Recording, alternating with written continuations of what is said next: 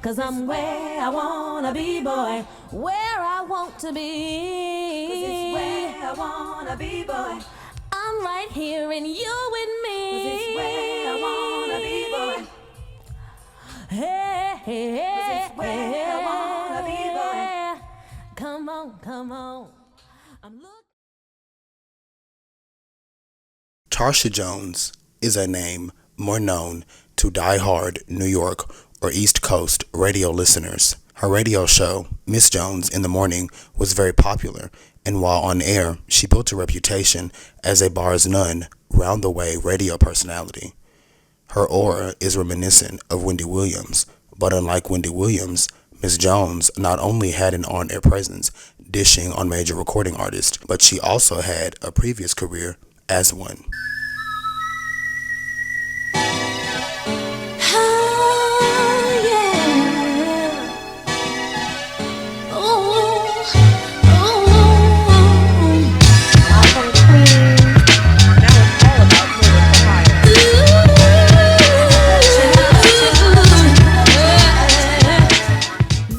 Tarsha, who as a stepson and Motown recording artist went by the stage name Miss Jones, cooed on rapper AZ's debut single, Sugar Hill, was one of the last journalists to interview Rick James and was even suspended from Hot 97 for telling Beyonce's mother off.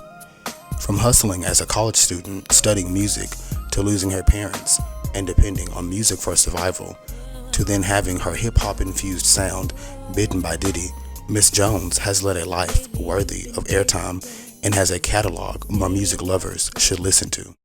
Okay, today we have with us a very special guest, Motown recording artist Miss Jones. And with her is her longtime fiancé, Derek Brown. Now, Derek has brought a little surprise of his own, his new girlfriend.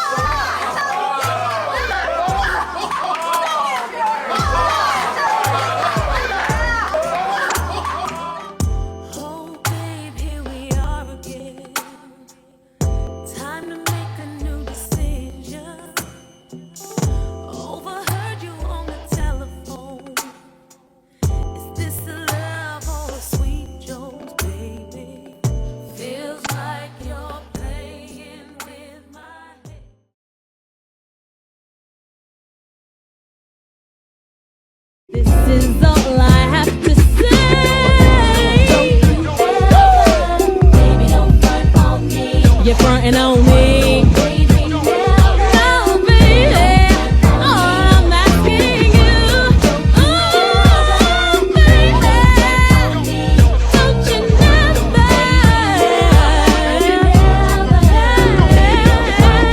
Oh, baby, baby. You'll have a good time, baby. Nobody but me and you. That day. Good time, baby. Tarsha Jones was born in New York in 1969 to a working-class father and a stay-at-home mother. She grew up with a love for music and even graduated college, ending up with a bachelor's in music. By 1994, she'd already been featured on mixtapes recorded by rapper Ron G. And soon, she was signed to the independent Tommy Boy subsidiary label, Stepson Records.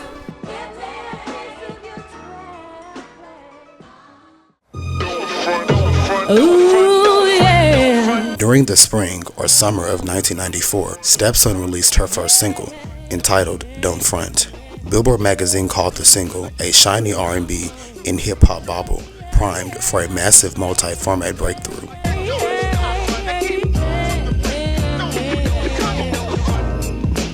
Baby, tell me what's on your mind.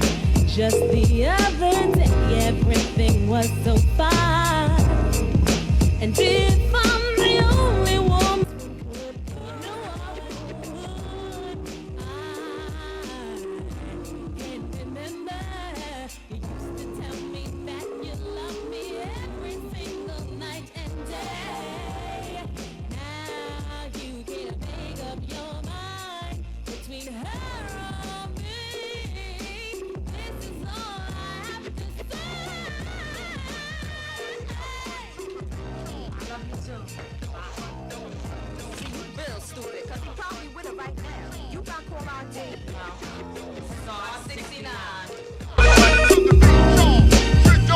Put Daquan on the phone. Bust. And I don't think you wanna lose me, baby, to nobody else, no. Oh, no. But all the changes that you put me through, it's like you say one thing and then you do another.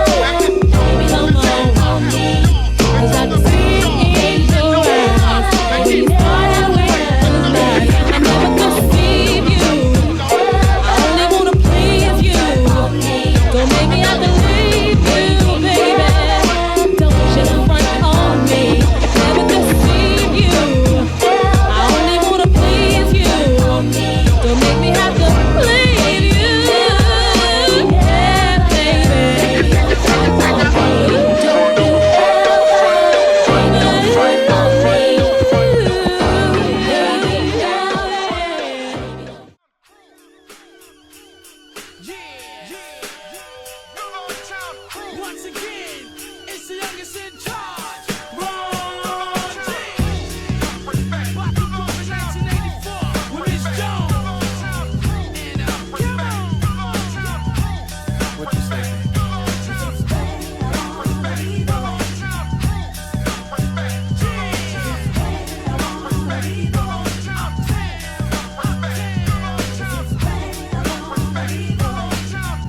In the fall of 1994, Stepson released her second single, Where I Wanna Be Boy. Billboard magazine wrote of it, saying, "Street ingenue Miss Jones earns her diva stripes and then some with this mid-tempo R&B hip-hop shuffler. Just as prevailing, this is the jam that establishes Miss Jones as the star she deserves to be." The single too had a video featuring cameo appearances and was directed by Hype Williams.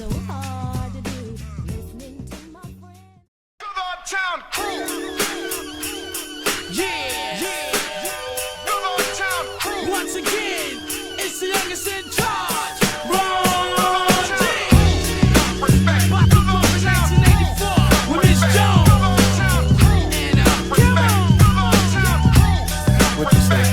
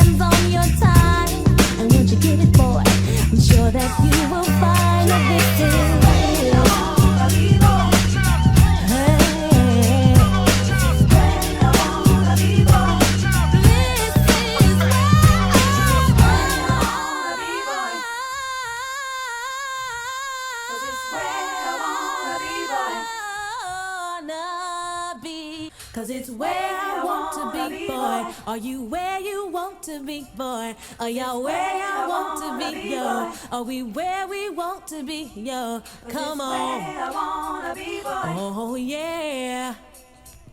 Cause it's where I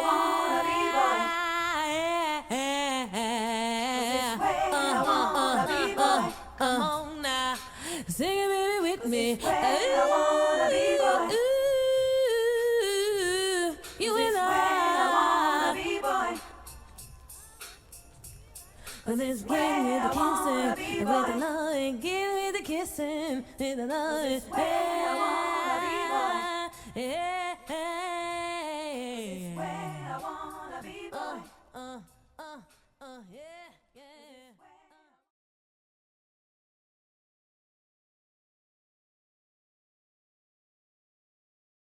Welcome back to What's the 411? In our continuing segment of women who have much to say, What's the 411 welcomes Stepson's Music Entertainment latest vocal sensation, Miss Jones. Thank you for coming out. Thank you for that intro. Well, you know, I can't front. And thank you. Oh, all right. Thanks for coming out. Now, you are their first female vocalist. Yes, I am. All right, well, since you're new and this is your first debut album project that's coming out, tell our viewers a little bit about yourself. I read some stuff, but tell them a little bit about yourself. Like where you're from. I'm from Queens. Astoria? Astoria, Yeah, Queens. Okay. And I used to be in Dougie Fresh and the Get Fresh crew. That's where I started. And then from that, I went on to singing on the blend tapes of Ron G. And from that, I started doing the promo drops for Red Alert, Funk Master Flex, and Ron G as well when he was on BLS. And that's how I got my deal, because Ron was shopping himself to Bill Stephanie. And Bill heard my voice on the tape and wanted me to come in for a meeting. And Doug and I went in. And Dougie Fresh? Dougie Fresh. Your best friend? Doug, my best friend. Okay. Now, how did you meet this best friend? It was an interesting story. You know, for those of you who like to shop, you will want to pay attention. Tell our viewers about this. I was uptown one day shopping, and I had a friend of mine, T-Spunk, with me. And he's always talking about how he knows everybody in the business. So he had just finished talking about how he knew Dougie, and Dougie came out of a shoe store. But did you believe him, though, when he was telling you? And I still don't. But that day he showed and proved, because when Dougie came out the store, he went over to him and got Dougie to come over. And I told Dougie I wanted to sing for him, so he was like, go ahead and sing. I started singing this song just off the top of my head, and Doug liked it, and he had been thinking about doing that song as a remake on his album. And I didn't know this, so when he heard me sing, he asked for my number, and I, of course, didn't think he'd call, because you hear that all the time. The next week, girl, his management called. And there it is. That was it. Well, one of the things just in reading about you that I found interesting, I know that you're not gimmicky, you know, you're just real. And I think, I wonder if a lot of your background has an influence, because you have a life, you had a life. Now, you went to school, you're brilliant. I mean, I heard you graduated with honors. I don't know, you want to tell our viewers about that and how important education was? You know? Well, my mom and father were always really, really heavy into the education. And I had two older sisters that they went, you know, to college as well. So it was something that I just had no way of getting around. And even though I wanted to get out of high school and go on auditions, my mother wasn't having it. So she told me we could compromise. If I went to college, she let me major in music. And I'm glad I did, because... So how's that helped you in terms of your new career, your new recording career? Just, I guess, being in the circles that I'm able to be in because I went to college. There are opportunities there that lie within those circles that I may not have been able to experience if I didn't have, you know, that experience. And being a music major, now when I'm dealing with a lot of the business aspects of my own career, they come in handy. Okay. Still got a lot of my books. Do you write? Now, was writing real instrumental in the course of study, or, you know, I didn't major in music, so I'm not sure, like, do you study the notes and how to write music, or do you study music as an art form? How was all of that. You study from the Renaissance period, classical, neo-romantic, all of that. And in my school, I didn't study much black music, but they also taught me music theory, how to write music, not so much writing songs, but I wrote every song on my album. That's what I was going to ask you next.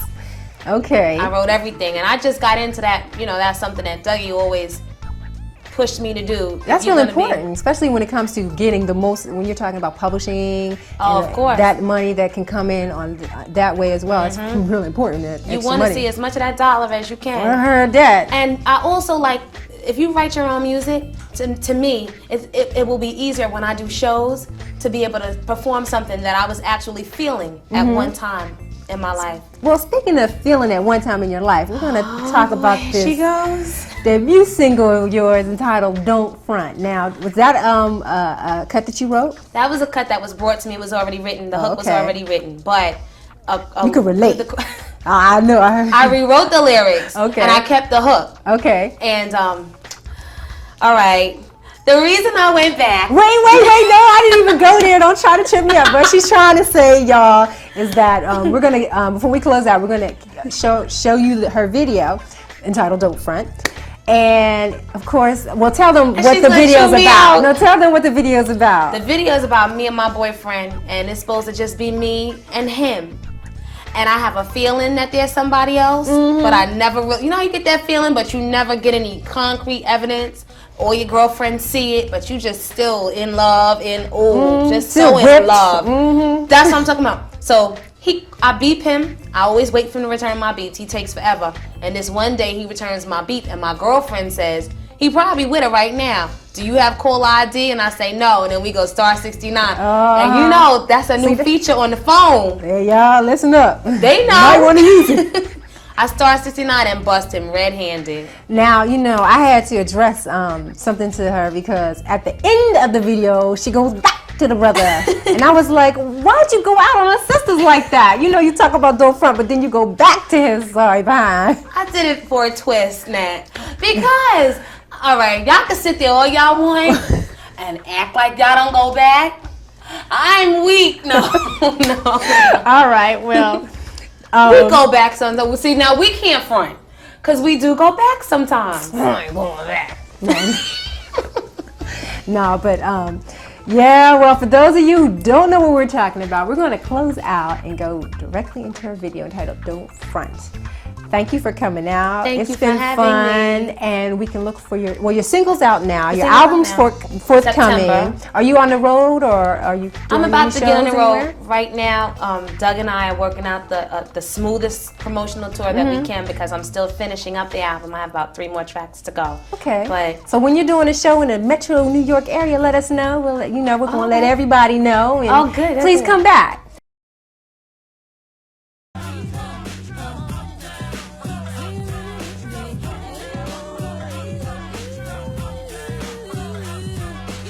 With 2 successful singles under her belt, a producer committed to establishing her sound, and a record company invested in her as well.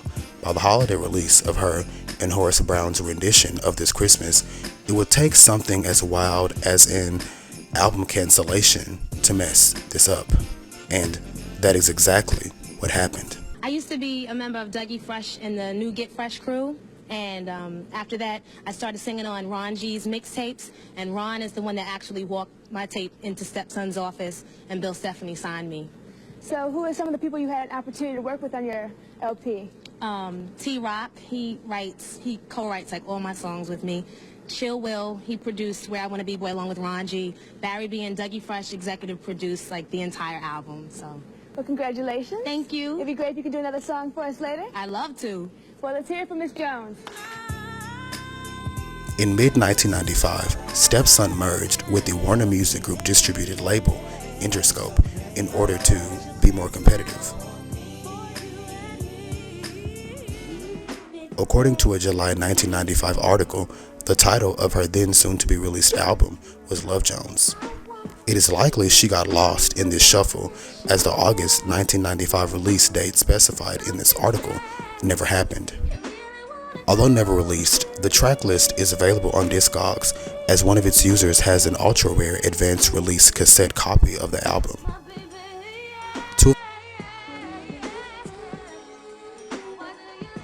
Miss Jones left Stepson and then became a radio personality on Hot 97, where she began building a name for herself outside of her music. That is, until she was approached by Uptown and Motown Records for recording contracts.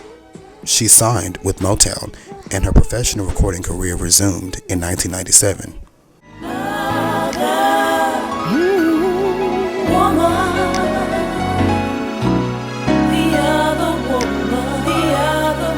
That year, she began work on her second album, and soon the first single was released, entitled Two-Way Street. Fiancé, Derek Brown.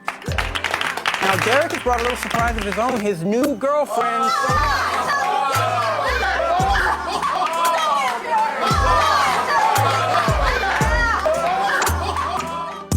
Oh, babe, here we are again. Time to make a new decision. Overheard you on the telephone. Is this a love or a sweet Jones, baby? Feels like you're playing with my head, and I'm not a fool. Thought all that player shit was dead.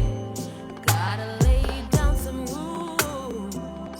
Can't let this get the best of me.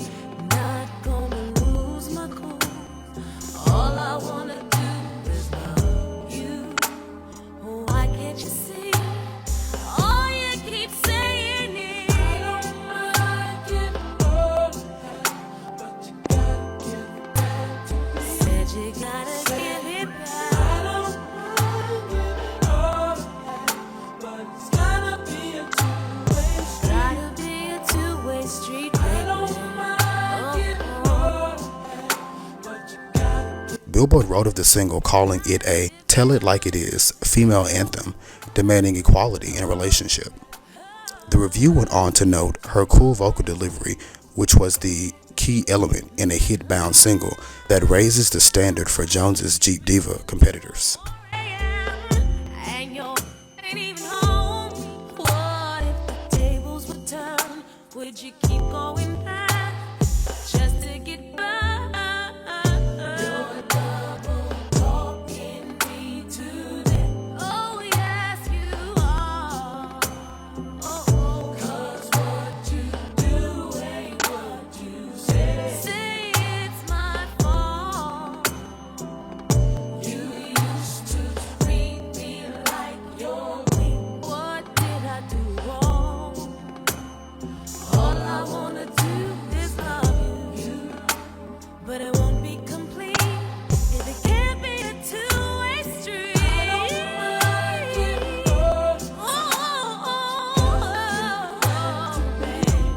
Come on and sing it.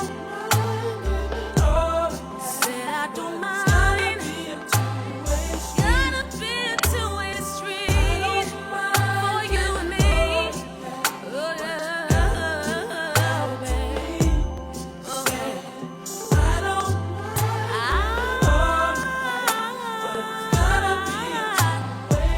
don't mind it, babe. I don't mind giving up, but you gotta give it back to me.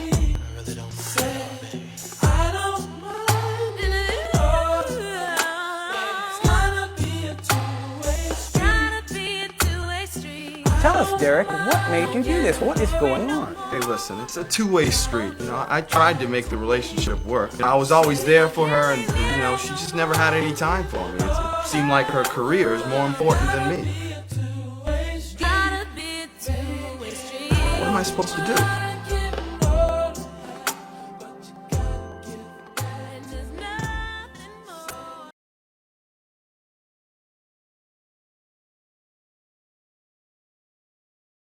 Okay, Sharif James again, Artist Corner, one of the hosts. And as you can see, we with the lovely lady, Miss Jones, backstage. And she just got finished doing her thing, dropping some of her new singles. And she was on the stage doing her thing just now with her dancers and a whole crew. And we just got to say to you, first question is, how do you feel about being in Newark today? Oh, wonderful. I love Jersey. My son says, Jersey always gives me a lot of love. They always call the radio station with all the shout outs first. They're always supportive, and yeah. I got to ask you, Miss Jones, you was up there moving today.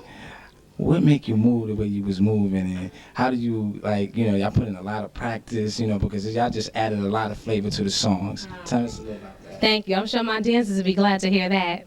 he complimented y'all and you're moving. And they do practice hard. Well, we rehearse because we don't want to just get out there and just stand there and, look like we don't belong. People pay their money, so they deserve to get a show. Okay, you know I got to get into this album that you just dropped, right? And it is called Miss Jones, the Other Woman. Now, we got to know, I want you to let our viewers know, where did that name come from? Miss Jones or the Other Woman? The Other Woman. The album. Well, just because I think there's a lot of women out there that are in relationships or believe that they're the number one lady. Right. Pardon the pun, with pun.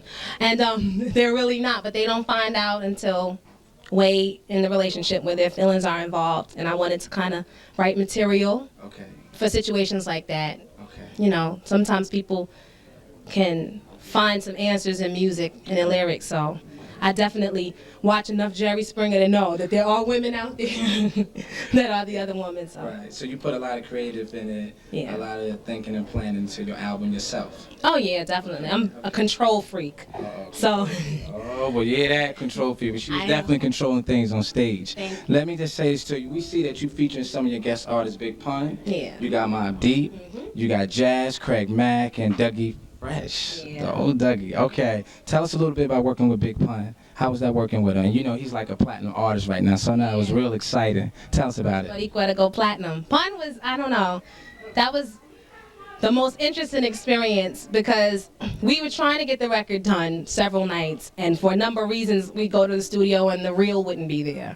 Or we'd go and then the equipment would break down, or just something would go wrong, and then we became friends, you know what I mean? In all the downtime, we became friends. So when we actually wound up recording, it was more of a family connection. Okay. So I think, yeah, so he did the little extra this because he felt it, I think, from his soul. And now we're like really close and we're both the same sign and we hang out every day pretty much. But he's working on his new album and I'm going to be able to do some writing on some of the R&B artists that he has coming out. And hopefully he'll be on my next album too.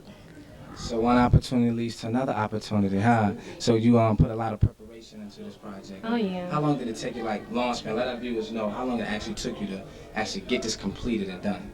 This album, it took longer than it should have, but Motown Records was going through a lot of inside changes, so it took about 1.5 years. But the next album will probably only take 6 to 8 weeks. 6 to 8 weeks. Yeah, because you already start working on material while you're on tour, and while I was on tour this summer with Pun, I already started writing my stuff, so it shouldn't take that long. So you won't have to wait for the new Miss Jones album entitled Cleopatra Jones. Okay, and we see you got the other artists. I see y'all dropped the Big Pun video. Yeah. And what's the name of it? Number One Lady with Big Pun. Thank you. How long did it take y'all to do that? That was an all-day, all-night thing, and it was so funny, or it really wasn't funny then, but the air conditioner broke. And that was what they recorded as being the hottest day of this past summer. And we were all everybody had an attitude. Just frustrated. And everybody was frustrated and stressed, but everybody still did their best. Charlie Baltimore, she stayed to the end when the cameras came on. She would smile, Yeah, changing faces. Everybody really, really true professionals, and we all stayed to the end, thank God. Johnny Cochran. Yeah, Big Willie style. Okay, Big Willie style. Everybody just really came together for me, so there's a lot of love. Despite what you hear, all us women in the industry do not hate each other. We actually support each other. Now I gotta ask you, what's the plans after tonight? Oh, tonight, well, I'm doing a movie over in Czechoslovakia with Ice-T, Silk the Shocker, Snoop Dogg, and Big Pun. So we leave for that next Saturday. So between now and then, and I just walked in earlier today from Chicago doing Jenny Jones. So I haven't had any rest. And so I'm going to go home and go to sleep. And then tomorrow I'll start packing.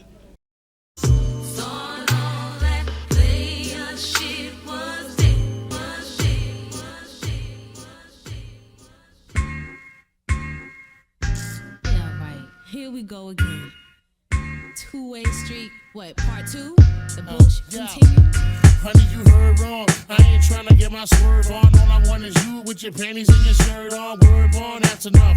I don't need another cat to crush. Long as you got the fattest ass that loves. Word on, say it one more time. You the only one getting tongue where the sun don't shine. A remix, which featured Big Pun, was also released with an accompanying video, which was a clear attempt to capitalize on Big Pun's then platinum status. She even raps on the mix.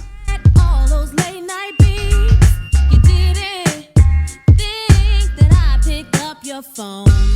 And I know that was wrong, but now I know for sure. You said I was. Yeah. But how many more like me? Maybe 2 or maybe 3. Tell me, you said I was. You never mind, lady. Ain't any more like me. Once you look, then you see. If I ask you who's calling you this late, you don't answer, and that's why I doubt your faith. You don't want me popping up where you at. You better sell crazy someplace else, 'cause I know there's someone else. You said I was, you know lied to me, but how many more like me?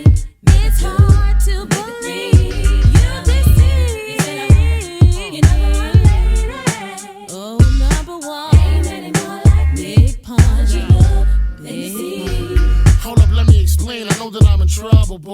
Yeah, I crushed that chick, but I make love to you. Stop flipping, girl. Acting like you kept it real. I followed you to your sisters. You went from there straight to Chippendales. The shit is real, like Joey told me. I was home and lonely. You gonna judge me? She was ugly. I was really horny.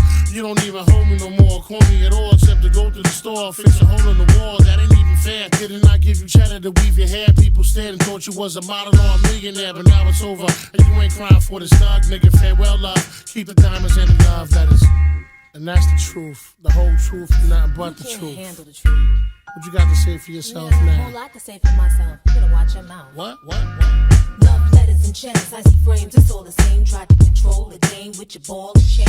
Now you're calling my name with your balls and pain, and it's a shame. I'm in the ball, it's all in vain. Coming late at night and leave me hurt with my back bent. Call me up and try to gas me with your accent, but that's it, pun. Now what you wanna do? Remember punish me? Now I'ma punish you. What?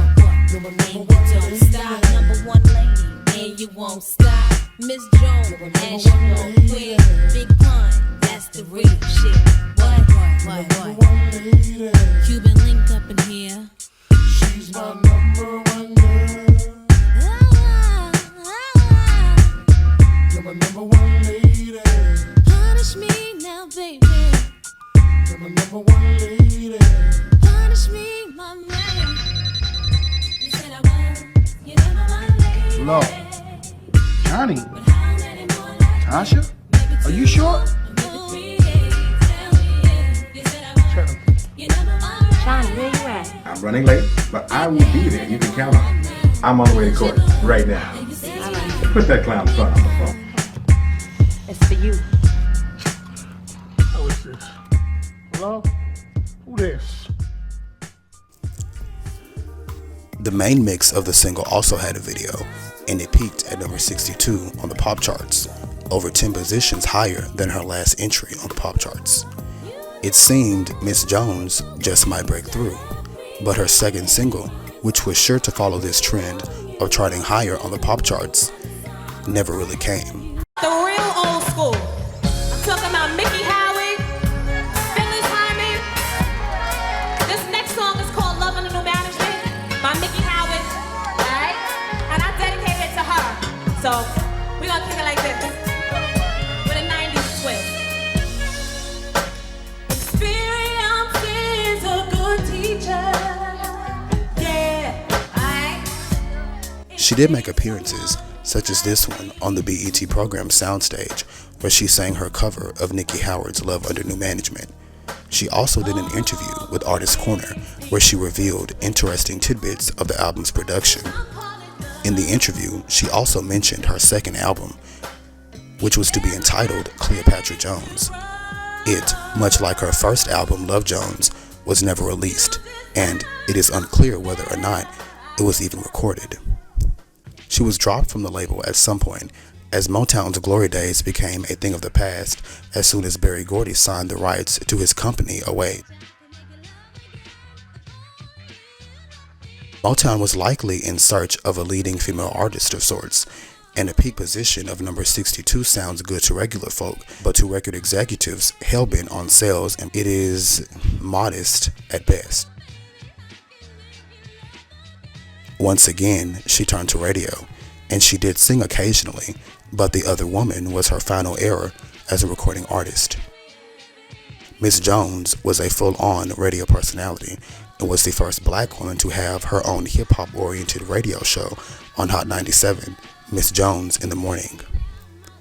Some notable moments from Hot 97 include her taking the heat for another radio personality's distasteful actions concerning Aaliyah's death. Her and female rapper Soleil's back and forth concerning Genuine. And since I don't hear the show, you can tell me what you said if you want to, or you want to clear the air or clear what was said, because I don't know what was said. All I know is what I heard that you said. You know what I'm saying? That's the reason for my call, because I figured I'm here. Somebody called me and finally told me that you're there. So I get on the phone and I call. That's just how I get down. I'm very real like that. The thing is that, of course, you don't know me, and I don't know you outside of your videos. I'm not really familiar with your music because, like I said, we don't play it. Right. So for me to hear things, so May said that Ms. Jones likes her husband or likes her husband, that bothers me when you hear it over and over. And even though it bothers me, I address it. You heard that what? That Ms. Jones wants my husband. I'm telling you what I hear, and even though I hear it and I'm above that, I still have to address it because I have to represent my equity. I don't want listeners to get the wrong impression. I have fans as well, believe it or not. Right. I don't want people thinking that I get down like that, and I don't. And that's why I've never, even in my questionable moments about why am I being talked about, I'm not in that equation with Genuine, I still never stepped out of line. I bring stuff to the forefront. It might make people feel funny that I do, but that's it, and that's why I called up tonight, because I just wanted to clear the air and set the record straight. Right, I don't have a problem with you. So you're saying that you heard that I said you want my husband when you didn't hear that from me. And well, I don't know. Let me finish. You and I don't even know each other, and so you felt like you had to address that on the radio when there was some he say, she say crap? Well, you know what? I don't understand when if you're above all that and you're supposed to be a woman, then if you heard that, then that should have rolled off your back, because that was not a comment that I made. You know what I'm saying? And I definitely didn't make it on the radio and never would go on the radio talking about someone or something that I don't know or don't know anything about. Well, now, no, of course you wouldn't go on the radio and say anything like that because you don't have the radio to do that. Right? Again, there should be no question. There's no question in my mind. And again, I'm not going to sit here and go back and forth. And wildly even claims that Wendy Williams' husband tried to get Miss Jones Wendy Williams' competition redacted, if you catch my drift. Wendy Williams earned the title Queen of All Media with her top-rated syndicated radio show, aired in New York on WBLS, and her upcoming TV show airing on Fox 5. In a federal sexual harassment lawsuit, her talent booker, Nicole Spence, claims that Wendy and her husband Kevin Hunter tried to hire a hitman for a rival.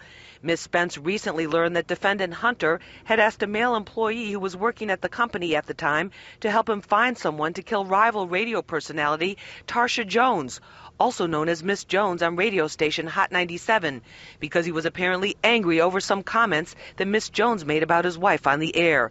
A spokesperson for my Hot 97 colleague Miss Jones says this is a very serious allegation and very unfortunate if it's true. But that's not all. The lawsuit also claims similarly Ms. Spence also learned that defendant Williams herself asked that same individual to help her get someone to kill her husband, defendant Hunter. Wendy's camp vehemently denies the murder for hire plots. Ms. Williams and her husband, Kevin Hunter, say the allegations are absolutely and completely false. The spokesperson adds that Wendy and her husband are looking forward to putting these negative rumors to rest. We were unable to verify with the NYPD if any complaints were ever filed in connection with the alleged murder for hire plot. As for Nicole Spence, her attorney Ken Thompson says he expects her to be fully vindicated in federal court. In Midtown, Lisa Evers, Fox 5 News. When it seemed she'd fully left music behind, in 2023, she released a single, which sonically harkens back to Don't Front and Where I Wanna Be Boy. She confirmed there was a second single, but as of the publishing of this video, it has not been released.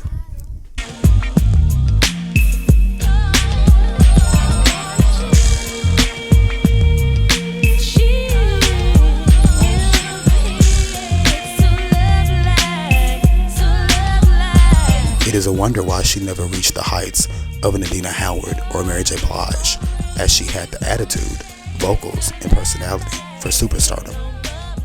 Well, you might have yet another artist who is a casualty of Diddy's underhanded ways. It is best to let her explain it. Okay. Because when Ron and I started this whole mixtape singing And on when you saying Ron, we still on Ron G. Ron Tell us G, about Ron right. G. Okay, cool. That was how we got our deal with Stepson Records. Okay. The whole album Okay. was that. Okay. Singing on so people understand who don't know, singing on hip hop beats. Right. Right. Which wasn't normal at the time. It wasn't normal at the time. Right. Mary's first album, if you remember, was all like jazzy songs, a couple of dance songs, but it was remixed to sound like a mixtape. Yep. Diddy had gone to Ron and asked Ron to do my stuff for Mary.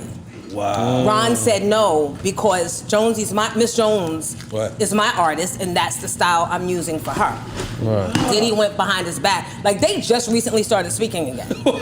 Ron G and Diddy. Yeah. Oh, okay, okay, damn. Yeah. This is untold story. I didn't know this one. Yeah, so this he one took the whole style, and because, my label Stepson, they didn't have a lot of money. They didn't have a lot of They was under Tommy Boy, wasn't they? Yeah, Okay. but really, really under. And so, what's the label? Whatever label, MCA, whatever. He was on Motown though, right? That was later. Okay. Yeah, a whole lot of lawsuits later. But so, Uptown had the money, MCA had the money, and they already had proven success, so it's just like, put it in the machine and let's just keep it rolling. So they actually beat us to the punch, and so I always wound up looking like I was trying to sound like her. Wow. But the people in the streets know, the people that are the mixtape heads know, and now that I'm back out, like, they're really, really feeling away, and they're like, you need to get your recognition and your flowers for that. And yeah, it didn't work out musically. You flipped it and did it in radio, but fuck that. But there is more. Mary J Blige actually has Miss Jones and Ron G to thank for the melody of one of her biggest hits.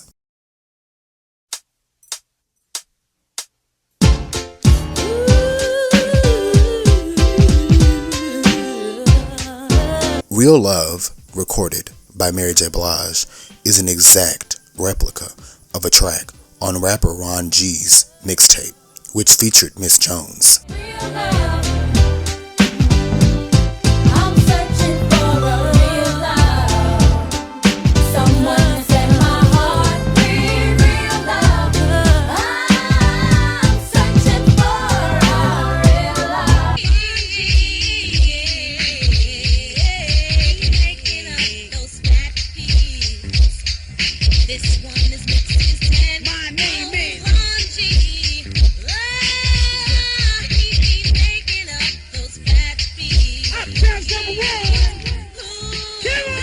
Miss Jones could have been Mary J, but Diddy swapped her sound before she even had a label.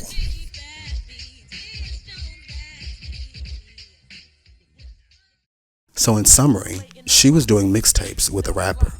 Diddy heard the mixtapes and wanted Ron G to work with Mary J Blige, and Ron G declined, as he wanted that sound to stay with his artist, Miss Jones.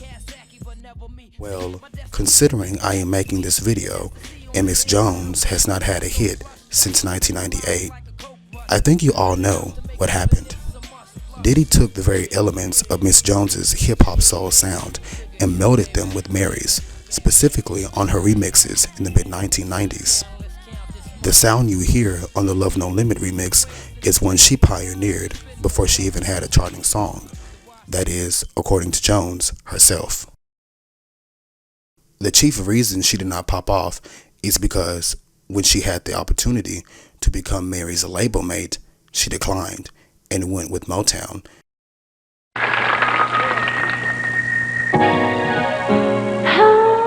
Reason number 2 is that the early 1990s was an interesting era for R&B, as rap reared its influences in all aspects of popular culture, including black music. Lastly, the fact that her first album was shelved really puts a damper on her discography, as realistically speaking, she had recorded 2 albums. The second album is very important to a musical artist, as it can either make or break the brand a record label needs to sell records. The Other Woman was her debut, when in reality, it was her sophomore effort. Her real first album sits in its entirety in the Warner Music Group vaults. The few songs from it we do have, which were released as B-sides on cassette singles or had promo-only pressings, give us a sound that definitely could have rivaled Mary's and Adina's.